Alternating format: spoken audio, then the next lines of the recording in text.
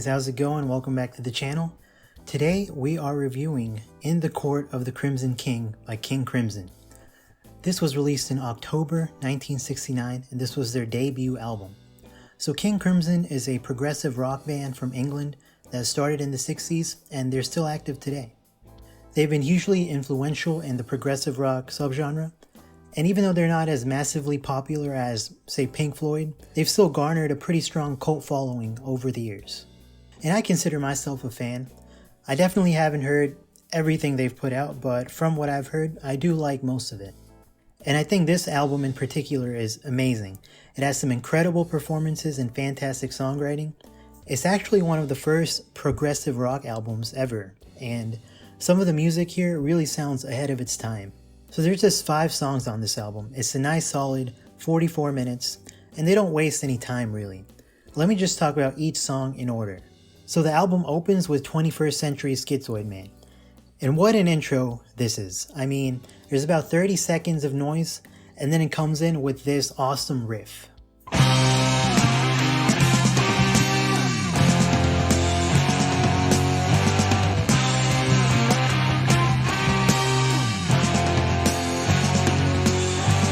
This song does not sound to me like it came out in the 60s.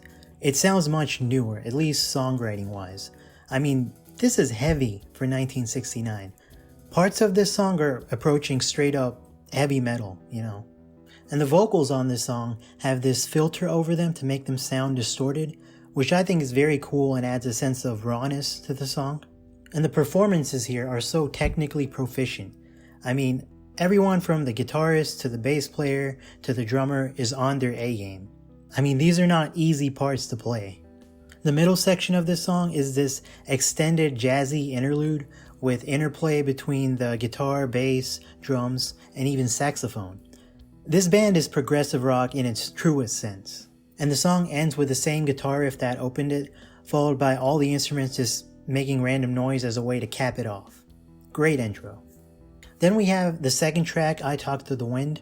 This is much calmer and features much more subdued and restrained playing. And this has sort of a folk flavor. There's even a flute solo in this song. Typically, I wouldn't like this style of song, but the songwriting is just too good. It's all pretty relaxing and everything comes together really nicely. Track 3 is called Epitaph. This has a pretty epic sound. It sounds a little darker than the other songs, almost sort of an apocalyptic feel. The lyrics on this one are literally about fear of an impending apocalypse. And again, the songwriting and performances are excellent. This song, and really this album, has this surreal, epic quality about it.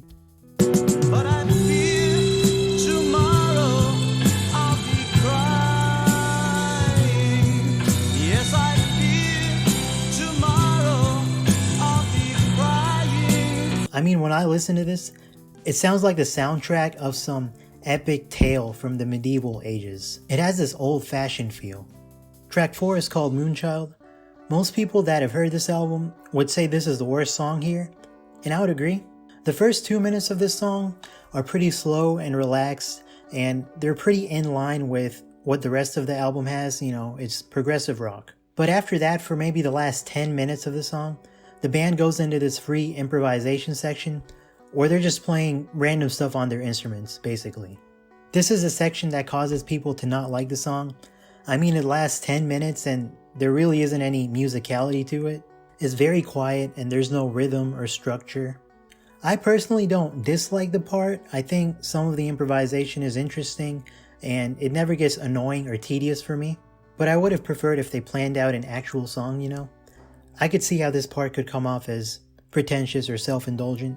I do like the song as a whole though. And the last track is The Court of the Crimson King.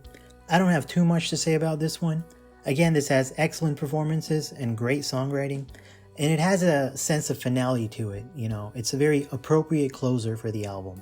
By a witch to the court of the crimson.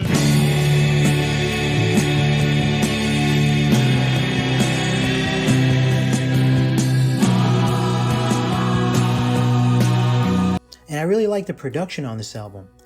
It does sound dated. I mean, The production itself sounds like it's from the 60s, sure. But everything is very clear in the mix. You can hear all the instruments, guitar, drums, bass, saxophone very well. Everything is adjusted at just the right level in the mix. And there's a lot of dynamics. The instruments can sound punchy and aggressive when they want to, and they can sound more subdued when they want to. This album also has a wide variety of instruments. It has a saxophone and flute, as I already mentioned. It also has clarinet, piano, and organ, to name a few more instruments. And all of these are played by just one member of the band, Ian MacDonald. This shows how talented he was. And all these instruments give the album a rich, orchestral sound. Also, I have to say, I've always really liked this album cover. It's very interestingly designed, and that's a very expressive face. I just think it's a really cool, iconic piece of art. Overall, I think this is an awesome progressive rock album. If you're a progressive rock fan, I think this is a must listen. It has great songwriting, great production, and great performances. It's not an album I go back to very much, but I think it holds up extremely well today. It's timeless. I don't think the music on here will ever sound dated because it's just such an influential and fundamental sound. I'm going to give In the Court of the Crimson King a 9 out of 10. Guys, thank you very much for watching. If you've heard In the Court of the Crimson King, let me know what you think about it in the comments, or let me know what some of your favorite rock albums are. If you want to see more reviews like this, go ahead and subscribe, and I will catch you in the next video.